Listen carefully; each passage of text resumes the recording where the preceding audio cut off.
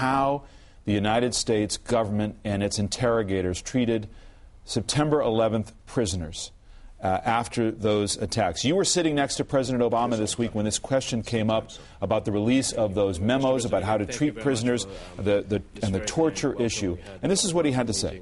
We rely on some very courageous people, not just in our military, but also in the Central Intelligence Agency, to help protect the American people. Having said that, the OLC memos that were released reflected, in my view, us losing our moral bearings. That's why I've discontinued those enhanced interrogation programs. Do you think the United States lost its moral bearings? I think that the view of America was negatively affected by this issue. Look, I mean, the questions that have been asked to the President, me as a non-American, it's in a way none of my business, but all I will say is that when you want to go down that path, you're opening sort of Pandora's box, and where does it end? Do you think the United States engaged in torture? Well, from what we've seen and what we've heard, that there are enough accounts to show that that is the case. But there is still a major battle out there, and I think that America, and I think this is what President Obama is trying to do, is make sure that the legal system that America is known for is transparent, to make sure that illegal activities. That's an important point. You actually do believe that the United States engaged in torture? From what I see on the press, there shows that there were illegal ways of dealing with detainees. Does torture work? Does it produce valuable intelligence?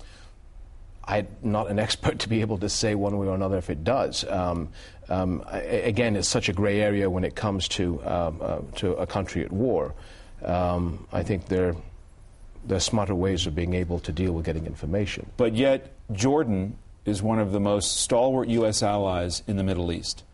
There's a lot of business that's done between the two countries and a very tight relationship. Did Jordan engage in torture in concert with the United States? No, and I have been told by my people, and I've asked on many occasions as these international issues came up. I think that we have been very smart in being intelligent of convincing operatives that we have come across to end up working for us, and you can't do that when it comes to torture. The Human Rights Watch issued a report about Jordan which contradicts that, and it said the following. I'll put it on the screen and allow you to react to it.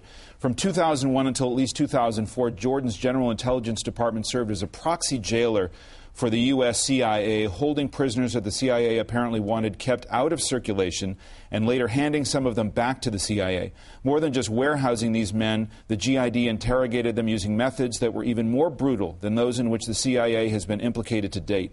If the Jordanians did indeed promise the U.S. authorities that prisoners rendered there would not be tortured, it was a promise that neither the U.S. nor Jordan believed. When that report came out, or when I was asked that question, I think by one of your colleagues several years ago, I went straight back to my director of intelligence at the time, and I said, is there any foundations to this? And he said categorically no. And I made it quite clear to him and all the colleagues that have come up the ranks since then that we don't tolerate that. So I'd like to think that my people were telling me the truth. Bottom line on this, do you think you can defeat an enemy like al-Qaeda without resorting to what some people would consider torture? Well, again, if we look at how Jordanians have been successful in the past in being able to get people to work for us back against terrorist organizations, I think using your intelligence and a good sound argument for us has shown a way of extreme success. And obviously I can't go into any operations in the past or ongoing operations, but I think that your intelligence would probably tell you that our method works.